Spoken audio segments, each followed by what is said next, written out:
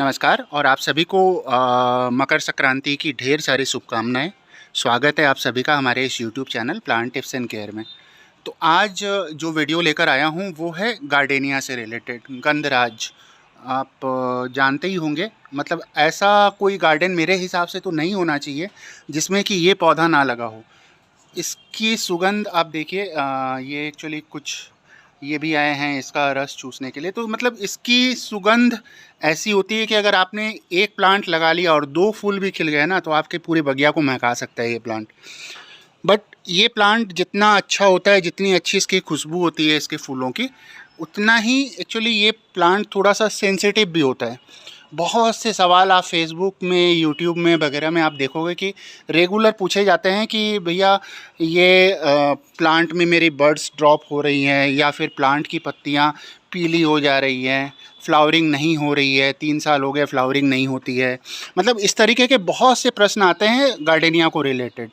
तो आज सोचा कि ये प्लांट के ऊपर मैं एक वीडियो बनाकर इन सारी प्रश्नों का उत्तर एक वीडियो के द्वारा देने की कोशिश करता हूँ। मतलब जितना मुझे पता है वो मैं आप लोगों के साथ में इस प्लांट से रिलेटेड शेयर करने की कोशिश कर रहा हूँ। एक्चुअली मेरे पास में ना, मुझे अगर पूछा जाए कि आपका सबसे प्रिय प्लांट कौन सा है, आपको सबसे अच्छा कौन सा प्लांट लगता है, तो मुझे सबसे अच्छा लगता है गार्डेनिया या गंधराज। तो इसकी खुशबू वाकई में वैसी होती है कि ये सबको अच्छा लगना चाहिए। तो बात करते हैं ना कि ये प्लांट एक्चुअली देखिए, ये प्लांट थोड़ा सेंसिटिव प्लांट तो है। इस बात से अगर ना माना जाए तो ये गलत होगा। तो क्या करें कि आपके प्लांट में अच्छी फ्लावरिंग हो, अच्छे आपको रिज़ल्ट मिले इस प्लांट को लगाने के बाद में। मेरे इस प्लांट को देखिए, ये 2 साल पुराना प्लांट है। इसके अंदर में आज 45 बर्ड्स आई हुई हैं, 45, ठीक है। और एक भी बर्ड्स ड्रॉप नहीं होती है इसकी, मतलब बर्ड्स ड्रॉप इसके अंदर में नहीं है। आप लोग देख सकते हैं। मतलब मैं ये नहीं दिखाना चाहता हूँ कि मेरा प्लांट इतना अच्छा कर रहा है, मतलब वो बड़ाई नहीं लेना चाहता हूँ, ठीक है। मैं दिखाना चाहता हूँ कि अगर आप सही से केयर करो ना, तो आपके प्लांट पर भी इस तरीके से फ्लावरिंग हो सकती है। तो आप इसके लिए करोगे क्या? तो देखिए, सबसे पहले तो आप अगर प्लांट लेकर आए हो नर्सरी से, तो एक काम आपको सबसे पहले करना ज़रूरी होता है कि अगर वो प्लांट रेड सॉयल या क्ले सॉयल में है, तो आपको वो क्ले सॉयल या रेड सॉयल प्लांट की रूट से हटा लेनी पड़ेगी। आपको ये मेरे चैनल पर एक वीडियो है कि आप क्ले सॉयल को किस तरीके से हटाओगे। आप उस तरीके से क्ले सॉयल को आपको प्लांट से रिमूव करना ही पड़ेगा। बहुत से लोग कहते हैं कि नहीं, अगर नहीं किया जाए तो भी प्लांट चलता है। हो सकता है चलता हो, बट मैं जो करता हूँ मैं वो शेयर कर रहा हूँ, ठीक है। तो आप सबसे पहला काम तो ये कीजिए कि आप प्लांट की क्ले सॉयल में अगर आया हो या रेड सॉयल में आया हो, तो सॉयल को 100% रिमूव कीजिए। दूसरा काम आपको करना है कि जब आप इसकी मिट्टी बना रहे हो ना, तो पॉट तो एक, अगर आपका प्लांट मान लीजिए अगर छोटा प्लांट है, 8 इंच 10 इंच का प्लांट लेकर आए हो, तो आप 6 इंच से बड़े पॉट में प्लांट ना लगाओ। मतलब ऐसा नहीं कि आपने 10 इंच का या 1 फीट का प्लांट लेकर आया और आपने एक बार में डायरेक्ट 12 इंच के पॉट में लगा दिया, ऐसा ना करें। 6 इंच के पॉट से स्टार्ट करें, धीरे धीरे करके प्लांट की पॉट को आप बढ़ा सकते हैं। तो ये हो गया। अच्छा, इसकी मिट्टी किस प्रकार तैयार करें? इसकी मिट्टी तैयार करने के लिए आप देखिए, ये प्लांट अगर आपको अच्छी फ्लावरिंग चाहिए तो इसको अच्छा न्यूट्रिएंट्स भी आपको प्रोवाइड करना पड़ेगा। तो आप जो मिट्टी तैयार करोगे, आप अपनी गार्डन सॉइल ले लीजिए 35%। आप उसके बाद में 20% के आसपास आप सैंड ले लीजिए। मतलब मिट्टी के अंदर में पानी रुकना नहीं चाहिए। आपको वेल ड्रेन्ड सॉइल बनानी है। अगर मिट्टी के अंदर में पानी खड़ा रहा तो आपका ये प्लांट अच्छा नहीं चलेगा। प्लांट में आपने पानी दिया, मिट्टी नम रहनी चाहिए, बट पानी खड़ा नहीं होना चाहिए। तो आपने प्लांट में पानी दिया, पानी नीचे से ड्रेनेज होल से निकल गया, बट मिट्टी आपकी भीगी हुई रहनी चाहिए। तो आप 35 to 40% गार्डन सॉइल लीजिए, 20% आप कोई भी सैंड ले लीजिए, और 40% आप कंपोस्ट यूज कीजिए। उसके अंदर में, कंपोस्ट के अंदर में एक चीज़ का ज़रूर ध्यान रखिएगा कि माइक्रो न्यूट्रिएंट्स आपको ज़रूर ऐड करना है कंपोस्ट के साथ में। आप माइक्रो न्यूट्रिएंट्स बाज़ार में जो मिलते हैं वो ऐड कीजिए। अदरवाइज़ आप माइक्रो न्यूट्रिएंट्स के लिए सरसों की खली, नीम की खली, बादाम की खली, मतलब ये खलियाँ, ऑयल केक्स वगैरह जो होते हैं ना, वो ऐड कर सकते हैं। सीवीड के ग्रेन्यूल्स मिलते हैं, वो ऐड कर सकते हैं। मतलब ऐसा आपको माइक्रो न्यूट्रिएंट की कमी को स्टार्टिंग से ही प्लांट को माइक्रो न्यूट्रिएंट फीड करते जाना है। तो वो अगर आप माइक्रो न्यूट्रिएंट सही से फीड करते रहोगे स्टार्टिंग से, तो आपके प्लांट पर आप देखोगे कि वो जो प्रॉब्लम आती है ना बर्ड्स ड्रॉप वगैरह की, तो वो नहीं आएगी। तो ये हो गया हमें मिट्टी किस प्रकार तैयार करनी है। तीसरी बहुत इंपॉर्टेंट चीज़ जो इस प्लांट से रिलेटेड है वो मैं आपको दिखाना चाहता हूँ कि इस प्लांट की सॉइल ना आपको स्लाइटली एसिडिक रखनी है। तो देखिए मैंने यहाँ पर लगा रखा है, अपना पीएच मीटर लगा रखा है। आप चेक करोगे तो आपको नज़र आएगा, आप चेक कीजिए इसके अंदर में, आपको नज़र आ रहा होगा कि ये पीएच देखिए 6 पर अटका हुआ है, पीएच 6 है इस मिट्टी का। तो अगर आपके पास में पीएच मीटर ना हो तो कोई दिक्कत नहीं है, बट आप अगर देखो ना कि अगर प्लांट के ऊपर की पत्तियाँ हल्की मतलब जल जा रही हैं या इस तरह से मतलब ऊपर की पत्तियां कुछ ख़राब हो रही हैं, ब्राउन स्पॉट्स वगैरह आ रहे हो, तो आप समझिए कि आपकी प्लांट की सॉइल का पीएच से रिलेटेड कोई इशू भी हो सकता है। तो आपको पीएच मेंटेन करके चलना है। आप ऐसा कर सकते हो कि आप कंपोस्ट अगर बार बार फीड करोगे ना तो प्लांट की सॉइल एसिडिक हो जाएगी। ज़्यादा एसिडिक भी अच्छा नहीं होता है, मतलब अगर आपकी प्लांट की सॉइल 5.5 से नीचे चली गई पीएच, तो उसके बाद में क्या होगा ना कि आपके प्लांट की अच्छे से परफॉर्म नहीं कर पाएगा। तो ऐसी सिचुएशन में आप क्या कर सकते हो, चूना जो खाने वाला होता है वो चूना आप ऐड कर सकते हो प्लांट की सॉइल में। तो आप ऐसा कर सकते हो कि 2 महीने में आप कंपोस्ट फीड कीजिए प्लांट को, 2 महीने 3 महीने कंपोस्ट फीड कर ली, बट उसके बाद में ना एक बार चूने की फीडिंग ज़रूर कीजिए। मतलब चूने को 10 ग्राम 15 ग्राम चूना अगर 12 इंच पॉट में है तो 10 से 15 ग्राम चूने को आप पानी में घोल लीजिए और घोलने के बाद में आप प्लांट को फीड कीजिए। चौथी चीज़, इसको सनलाइट कैसी चाहिए। इसको देखिए, अगर विंटर है तो विंटर में तो आप पूरी धूप में रखें, सारे दिन धूप में रखें, कोई प्रॉब्लम नहीं है। बट समर्स अगर आपके यहाँ पर गर्मी 40 डिग्री 45 डिग्री के आसपास पड़ती हो, तो आप इसे ना दोपहर की सन से आपको ऐसी जगह पर प्लेस करना है जहाँ पर दोपहर की धूप इसे ना मिलती हो। तो आप और एक बहुत ज़रूरी बात है इसके साथ में कि ना ये प्लांट आपको जहाँ प्लेस करना है, आपको इसकी पोजीशन को बार बार चेंज नहीं करना है।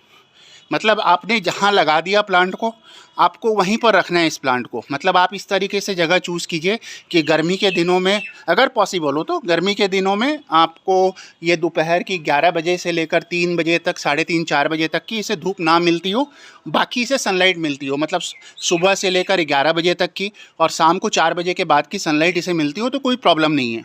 बट 11 से 4 के बीच की सनलाइट गर्मियों में ना मिले और विंटर में सारे दिन की सनलाइट मिल जाए तो बहुत अच्छा है। तो ऐसी जगह पर आप इसे प्लेस कर सकते हैं। और एक इसके साथ में अगर आपको प्लांट में बहुत ज़्यादा फ्लावरिंग चाहिए तो आपको ना इसकी रेगुलर प्रूनिंग करती रहनी पड़ेगी। देखिए मैंने इस प्लांट को यहाँ प्रून किया था, यहाँ प्रून करने के बाद में 2 ब्रांचेज आई, 2 ब्रांचेज के बाद में यहाँ फिर प्रून कर दिया, यहाँ फिर प्रून कर दिया। तो इस तरीके से देखिए आप कितनी ब्रांचेज हो रखी हैं। यही कारण है कि इसके अंदर में आज 45-50 बर्ड्स आई हुई है, 4-5 फूल खिले हुए। तो आपको जितनी ज़्यादा ब्रांचेज होंगी उतनी ज़्यादा आपको फ्लावर मिलेंगे।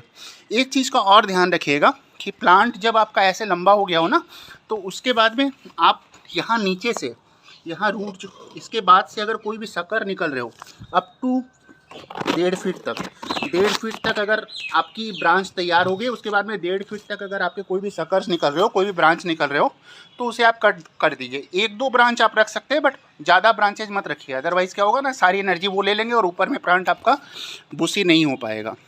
तो ये एक बात हो गई।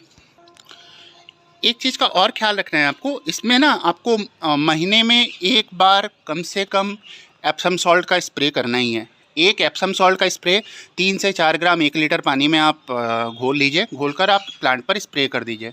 इसके अलावा एक आपको किसी अच्छे माइक्रो न्यूट्रिएंट का स्प्रे करना है। महीने में आप 1 बार ही कीजिए, बोला जाता है, या फिर मैं जो करता हूँ मैं 20 दिन में करता हूँ, बट आप अगर 1 महीने भी करोगे, 1 महीने में भी करोगे तो कोई प्रॉब्लम नहीं होगी। 20 से 1 महीने में आप एक माइक्रो न्यूट्रिएंट और 1 बार एप्सम सॉल्ट का स्प्रे इस प्लांट पर ज़रूर करें। इस प्लांट पर ना एफिड्स वगैरह के अटैक होता रहता है, तो जब नई पत्तियां निकलती है तो उसके ऊपर एफिड्स अटैक करते ही हैं।